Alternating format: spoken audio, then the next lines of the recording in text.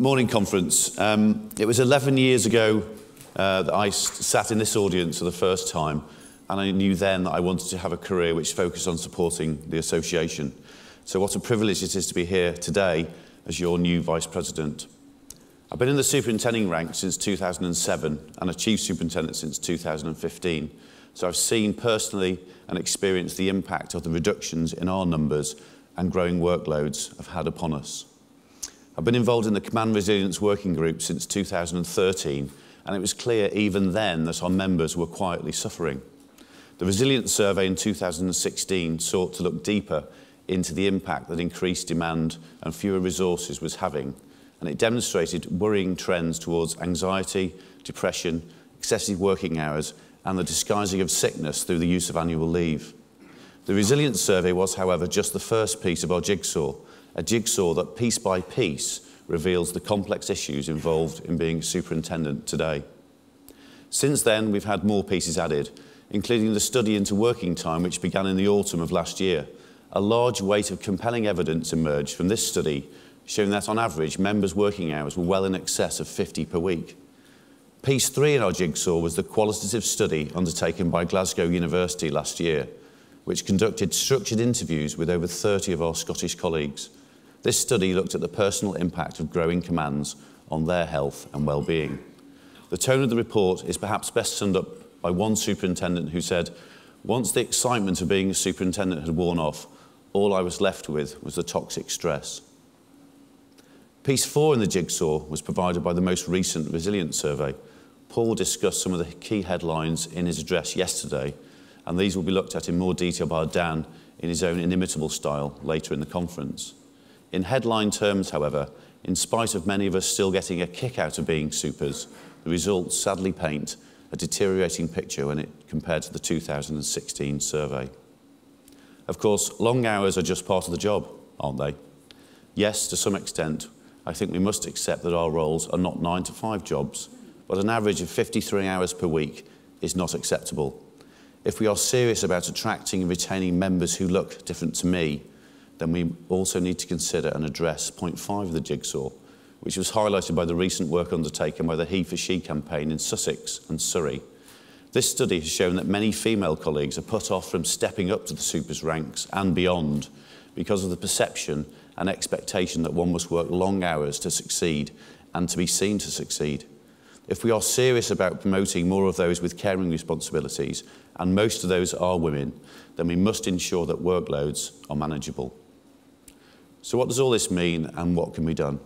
A growing body of evidence now exists to paint a picture of the worrying context in which our service operates, and yet still our workloads grow. What else can we do to demonstrate to government, the Home Office and our employers that our numbers have been reduced to an unsustainable position? You've told us how you feel and the impact of long hours. You've proven those long hours through frank and honest studies, and some of our Scottish colleagues have shared their innermost feelings to researchers from Glasgow University, describing the effects of chronic stress. Now we come to the next and what I hope will be a defining piece of the jigsaw. Today, I'm pleased to announce that we will be commencing a study later in the autumn with Glasgow and Loughborough universities to measure for the first time the physical impact on health caused by working in environments where chronic stress is the norm. I do not intend to present a biology lecture, and nor am I qualified to do so.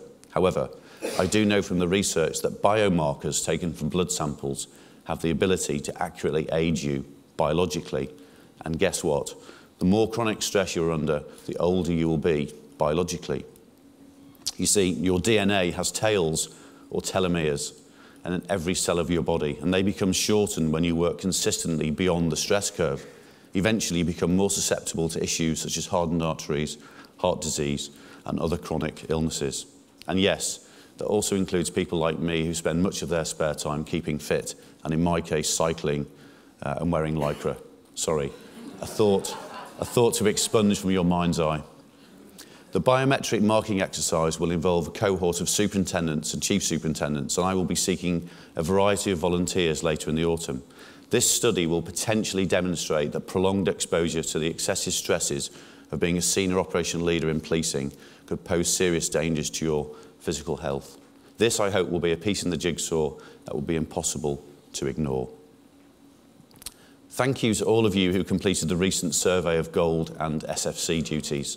The results clearly show that this work is now being routinely undertaken by superintending colleagues, and as a qualified SFC and Strategic Public Order Commander myself, I broadly welcome the development opportunities it has presented. However, it is clear that the growth in SFC and Gold responsibilities for our members is increasingly as a result of the removal of those responsibilities from our colleagues in the executive. In fact, the survey revealed that in 40% of forces, SFC is no longer undertaken by the executive at all. And of those forces who do continue to share the burden, over a quarter don't perform it overnight. It is crucial that our Chief Officer colleagues understand the significance and breadth of the responsibilities that we carry, and they avoid simply passing more and more work in our direction without a real consideration for our well-being. Having recently attended the very well-established Criminal Justice Business Area Group, chaired by the retiring Detective Chief Superintendent Mark Lay, I was struck at how effective this group has been in influencing the development of national doctrine across a range of matters within the investigation side of the business.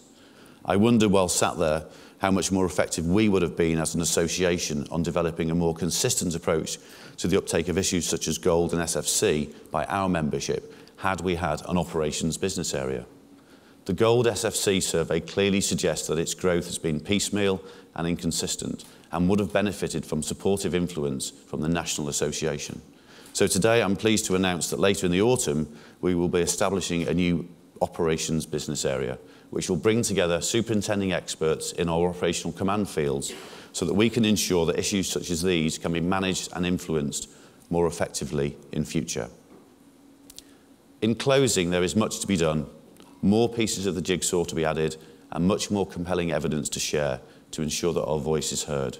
But this comprehensive picture, the first true reflection of the reality we face, including unequivocal data on the impact on our long-term health, will contribute to the discussions and negotiations that will be necessary to ensure that superintendents form a structured part of the 20,000 uplift over the next 3 years and beyond.